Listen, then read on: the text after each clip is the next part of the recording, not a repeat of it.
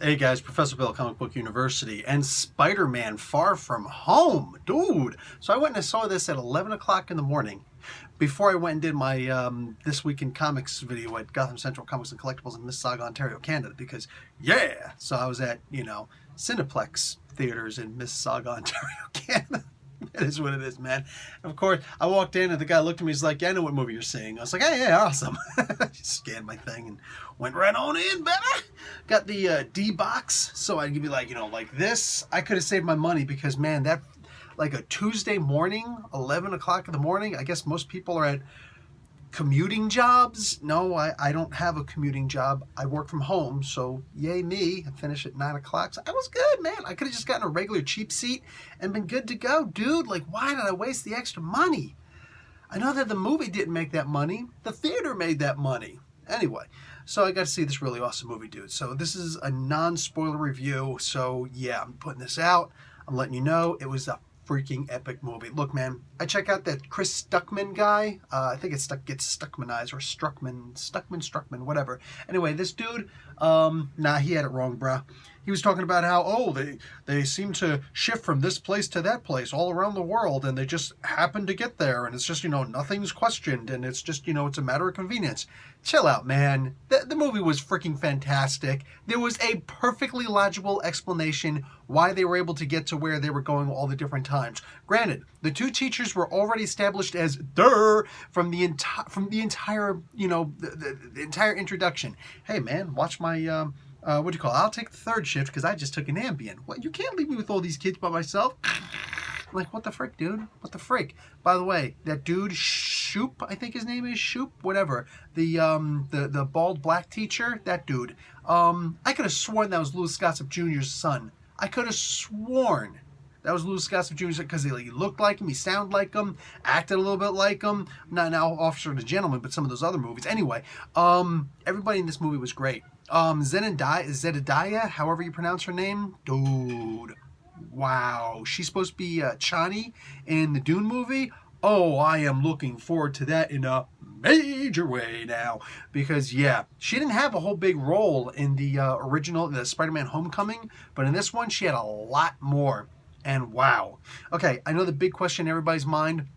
I will not tell you what happens in them, but I will tell you that there are two after credit scenes. Yes, that's right. Marvel's back. Marvel is back. So you got the mid credit scene after the main, big credits. The cast goes by. Then they'll give you an immediate continuation from where they left off, and it lets you into a huge clue. Like, dude, Sony will screw it up, but if Marvel does, it'll be freaking awesome. Either way.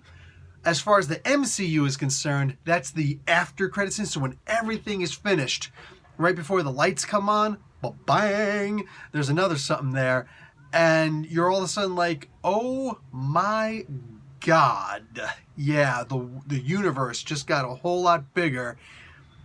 I will give you a hint. Has a little tiny something to do with the Captain Marvel movie. So, hope you liked it, because there's some good stuff there. It's like all of a sudden, holy crap, that is awesome. So anyway, done. This movie was sick. They got the figures out for like Hydra. When you go to the movie, here in Canada at least, there was only 2 different kinds of cups you can get. I actually like that.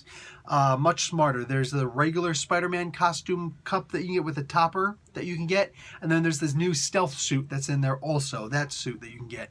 The regular suit has like a web, the other one, whatever. So there's those 2. Anyway, I didn't bother getting either this time. I'm just gonna I just decided not to eat or drink when I went into the movie theater. I went really early, and it is not a cheat day. I just had a cheat day 2 nights ago, so I didn't want to. I had about 10 packs of these. Whatever, man. By the way, if Welch's Fruit Snacks wants to sponsor me, I'll eat another 10 packs, I'm just saying. but dude, so I went without any snacks. But let me tell you something, brah. It was, this was a fantastic movie. There is a huge return. Somebody refills their role in this movie. Oh my God, I flipped out. And it is in the mid-credits scene. It's in the mid-credits scene. Oh my God, I about flipped out. I was about to just start jumping up and down and yelling and throwing. I didn't have anything to throw. I would have like grabbed somebody and thrown that person. The person next to me was actually pretty cool. Put up with me coughing in the beginning of the movie. So there's that. So maybe I would have thrown him lightly, but I was so excited to see this dude back. Wow, freaking blew me away. Hydro Man is not really in the movie. Molten Man is not really in the movie. It's something entirely different. They're just... They're like elementals in the movie, and there's even something behind that also. It's not too hard to figure it out, but it's still cool when you do. Mysterio, Jake Gyllenhaal, superb in this film. Superb. You want to go and check me out on Twitter, at Comic Book Uni on Twitter. You'll check it out as Professor Bill, the whole thing. I sent a little something to Dan Slott. He liked it. I'm going to call that validation for the thing that I said. That I was the first person to point it out. Like, I don't need a detailed response. I don't need any freaking conversations with anybody about that stuff. But yeah, man. Yeah, so a little bit of a, not even a spoiler, just a little something was in there. But I was the first person to apparently notice it and talk to him about it, because I scrolled through his freaking Twitter feed really quick to see. But yeah, man, this was such a hot movie, man. This was so good. What else cool happened in this movie, man? Nick Fury, Colby Smulders as Maria Hill. There was a lot of tribute and homage paid to, well, all the main Avengers, like Captain America, who's assumed dead. What's her name? Black Widow, who is actually dead. There was somebody else, I can't remember who. Was it Thor? I don't think it was Thor, because no, Thor lived, but he's off planet right now. There was somebody else, and then there was also Captain America, beginning and end. And it was like a big deal over Captain America, what do you call it? Yeah, Tony Stark being dead, because, yeah. Oh, by the way, if somebody's going to sit there and say, oh, I didn't watch Avengers Endgame, well, then you're stupid for having looked at this. And you can cry, whine, bitch, and moan all you want. You are stupid for having watched this, because everybody knew that this was a direct follow-up of the Avengers Endgame. Just saying. So, unlike people who cried about Tom Holland, you could straight go jump off a freaking cliff. Nobody's under any obligations to hold a spoiler for a movie for 2 freaking months plus. So anyway, like, I saw the movie early. Anyway, yeah, Tony Stark died in Endgame. Oh, and in this, like, there's a lot of tribute paid to him. Happy Hogan is in this movie, and there's one of the coolest statements ever is mentioned in this. He says, what do you call it? Tom Holland, Spider-Man, Peter Parker. He's like, yeah, I don't think I can live up to Tony Stark, to his accomplishment. I don't think I can live up to his legacy. And Happy smiled. He laughed, and he's just like, dude, Tony Stark couldn't live up to Tony Stark's legacy.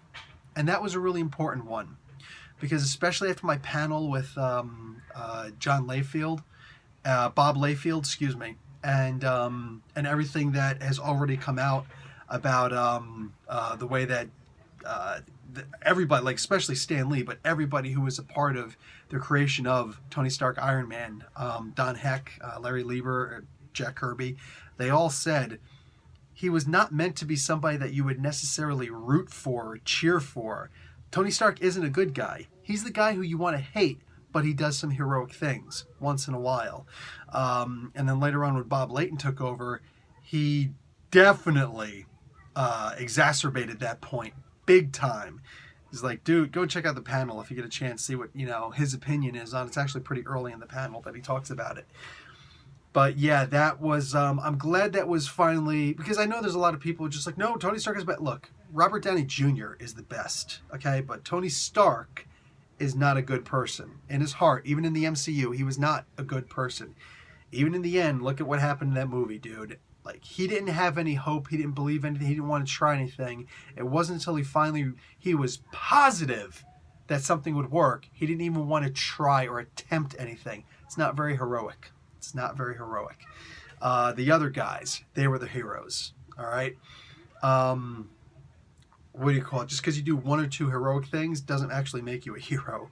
So, yeah, I love that it was overinflated, all that he's done, while at the same time, Happy Hogan points out Tony Stark couldn't live up to Tony Stark's reputation. That was, for me, that was a great moment. I don't need validation in what I believe. I believe what the creators, told me. Their interpretation, the way that they made Tony Stark to be. But yeah, it's good to see that people are still paying attention to that stuff. Jon Favreau especially, like he's the one who actually, Happy Hogan. Jon Favreau is the one who said it. Go and check out that panel I had with Bob Layton. See what a freaking amazing human being that Jon Favreau is. And legit, the original MCU movies, those first two Iron Man, that first Iron Man movie especially, simply could not have been done if it wasn't for Jon Favreau. Simply could not have been done. Dude put up his own money to make that movie happen, because Disney didn't even believe that the movie was going to make it. That is an amazing freaking human being, and we sure as hell better thank Jon Favreau if we ever meet him on the streets. Be like, thank you for the creation of the MCU. Thank you for the possibility of the MCU. Because hells yes, he believed like crazy in this movie. Anyway, this was hot. There's no one I do not recommend this movie to. Go and see this movie. You better go see Endgame before you see the movie, though. And if you're one of the people crying, you're dumb. I don't feel bad about anything, man. Anyway, amazing film. I may do a spoiler review because I really do want to talk about that, but I probably want to do that live. We'll see if I can do that tonight because I got all the reviews to do tonight, dude. So anyway, hasta mañana. Professor Bill, Comic Book University. Class dismissed.